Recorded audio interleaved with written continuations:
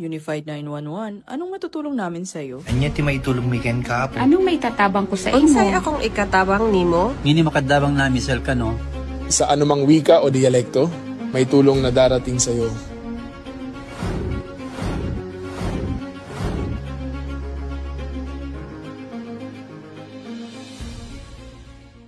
Lilingkod sa bawat Pilipino at magbibigay ng tamang impormasyon para sa tahimik at maayos na Pilipinas. Police News Network, alagad ng batas, tagapagtaguyod ng balitang pulis, sandigan ng mamamayan, patnubay ng katotohanan.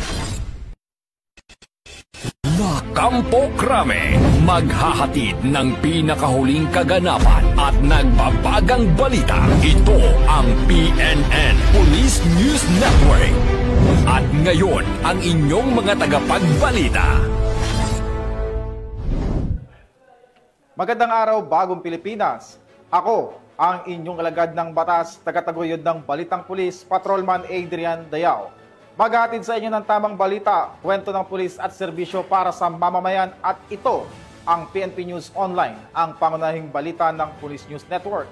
Alagad ng batas, tagataguyod ng Balitang Pulis.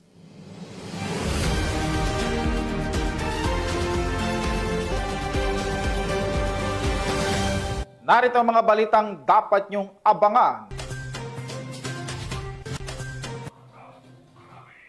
101 wanted person arestado ng PNP Bicol sa isang linggong operasyon kontra kriminalidad.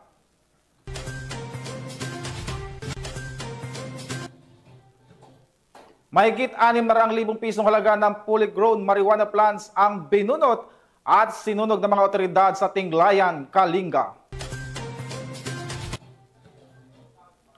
At 182K halaga ng hinihinalang shabu na sabat sa bypass operation Ormoc City PNP.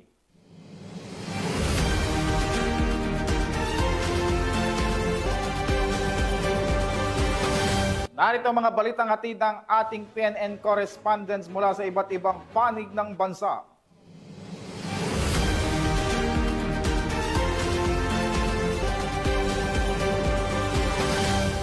Simulan natin ang balita mula sa bahagi ng Luzon.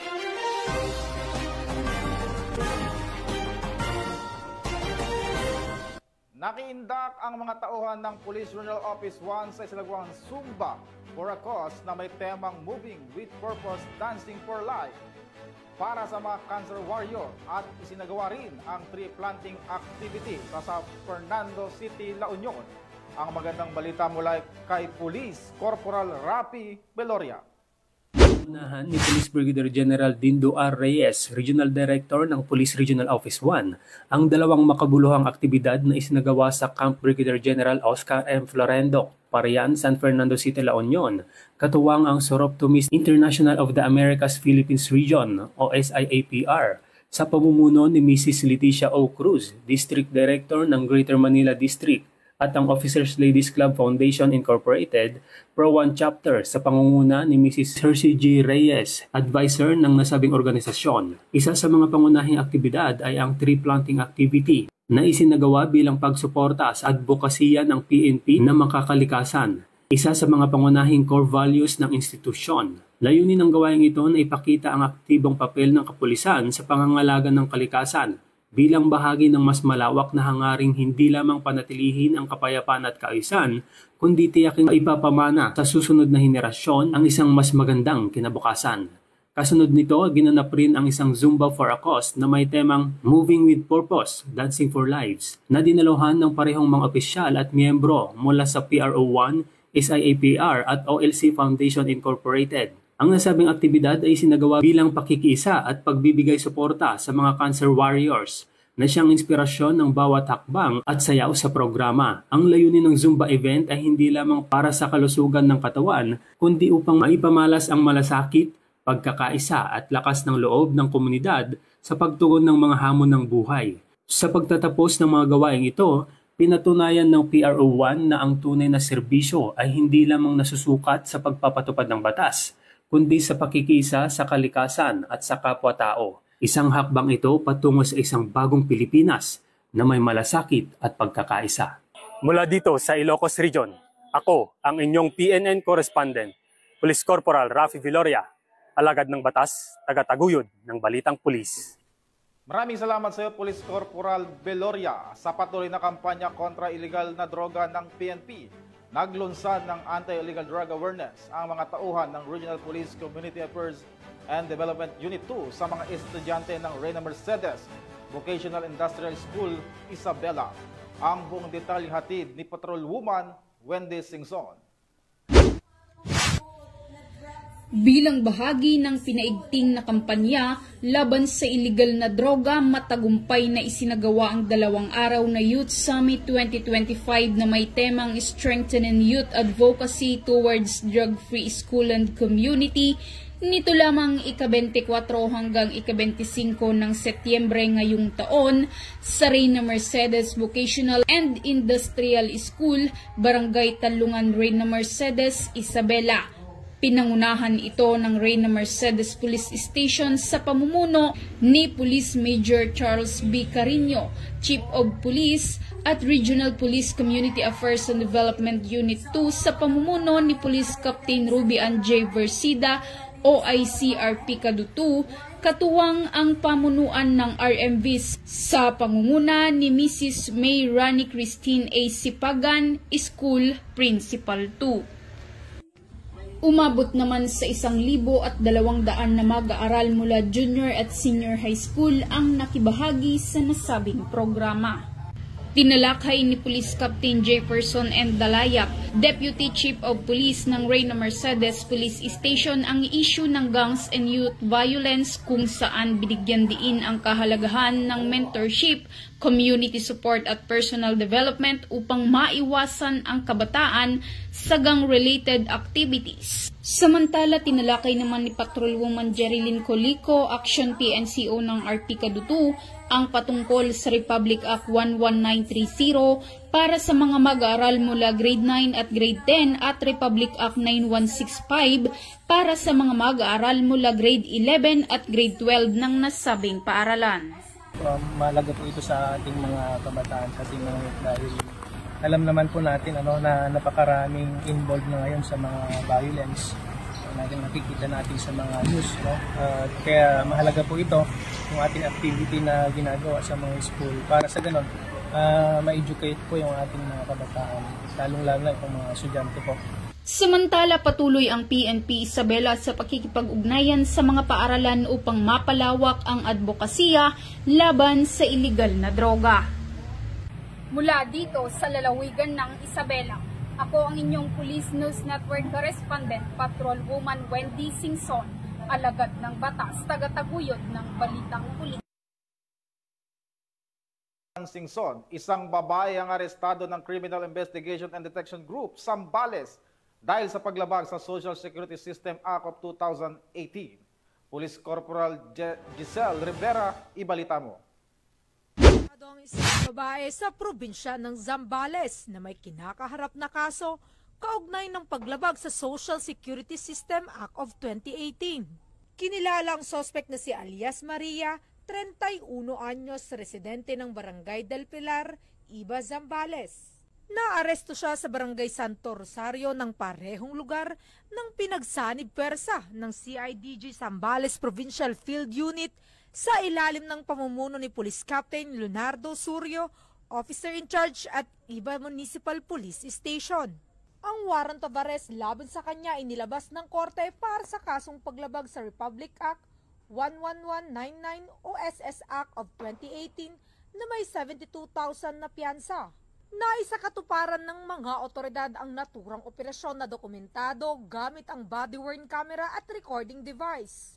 Matapos ang pag-aresto ay dinala ang akusado sa CIDG Zambales Provincial Field Unit para sa booking procedure bago ibalik ang warrant sa korte. Bahagi ito ng pinaigting na oplan pagtugis ng CIDG para tiyakin na ang lahat ng may kasong kinakaharap ay mahaharap sa batas. Mula dito sa City of San Fernando, Pampanga, ang inyong PNN Correspondent, Police Corporal Giselle V. Rivera, alagad ng batas, tagataguyod ng Balitang Pulis.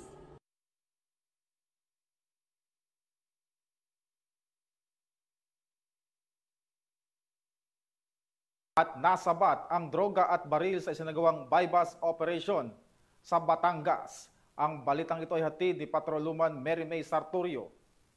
Hindi na nakapalagpa ang dalawang suspect matapos ang isinagawang buy-bust operation ng mga tauhan ng Santo Tomas Component City Police Station. Kinilala ang mga suspect na sina alias Louie at alias Red, kapwa mga residente ng Puro 4, Barangay San Cristobal, Calamba City, Laguna. Nakumpiska mula sa mga suspect ang 6 na heat-sealed transparent plastic sachet na naglalaman ng hinihinalang shabu na may bigat na 1.4 gramo, isang caliber 9mm pistol, 2 magazines, 9 na live ammunition, isang 1,000 peso bill bilang buy-bust money, 3 cellphone at isang motorsiklo. Kasalukuyang nasa custody ng Santo Tomas Component City Police Station ang mga arestadong akusado para sa dokumentasyon at tamang disposisyon.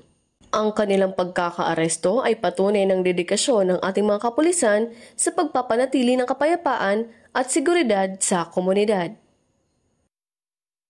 Mula rito sa Calabarzon, ako ang inyong Police News Network correspondent, Patrolwoman Mary May Sartorio. Alagad na batas, tagataguyod ng Balitang Pulis. Maraming salamat, Patrolwoman Sartorio. Aktibong nakilahok ang mga pulis Mimaropa kasabay ang kanilang pamilya sa isinagawang Family Day kasabay ang kapistahan ni St. Michael de Arcangel sa Police Regional Office Mimaropa. Patrolwoman Abigail Dato sa report. Pinagdiwang ng Police Regional Office Mimaropa ang PNP Family Day kasabay ng kapistahan ni St. Michael de Arcangel, patron ng kapulisan, sa pangunguna ni Police Brigadier General Rowel C. Rodolfo, Regional Director, noong ika-29 ng Setyembre taong kasalukuyan sa Camp Brigadier General Efegenio C. Navarro, Barangay Suki, Calapan City, Oriental, Mindoro. Sinimulan ang programa sa pamamagitan ng invocation at opening remarks ni Reverend Father Police Captain Jerome D. Ramirez, Regional Pastoral Officer, kasunod ang pagbubukas ng Project Kids o ang Knowledge, Integrity, Discipline, Safety. Tampok dito ang mga lectures, film showing at pamimigay ng mga reading materials na pinangunahan ng Women and Children Protection Desk, Office of the Legal Counseling Program at Regional Police Community Affairs and Development Unit personnel upang palakasin ang advokasya ng PNP para sa kapakanan at proteksyon ng mga kabataan. Binigyang kulay rin ang programa sa pamamagitan ng gift giving at awarding of certificates na pinangunahan ni Honorable Jerry De Los Reyes, Chairman ng Barangay Bondok, at ni Mrs. Liberty M. Rodolfo, Advisor ng Officers Ladies Club Foundation Incorporated, Mimaropa. Bilang bahagi ng Family Day, isinagawa rin ang iba't ibang gawain para sa mga pamilya ng mga pulis at komunidad na dinaluhan ng mga opisyal at tauhan ng Pro Mimaropa. Ang buong selebrasyon ay nagsilbing pagpupugay hindi lamang kay St. Michael de Arcangel, kundi maging sa dedikasyon ng PNP sa pagsusulong ng pamilya, pananampalataya at serbisyong mga tao. Mula dito sa Calapan City, Oriental, Mindoro, ako po ang iyong Police News Network correspondent, Patrolwoman Abigail B. Dato, alagad ng batas, tagataguyod ng Balitang Pulis.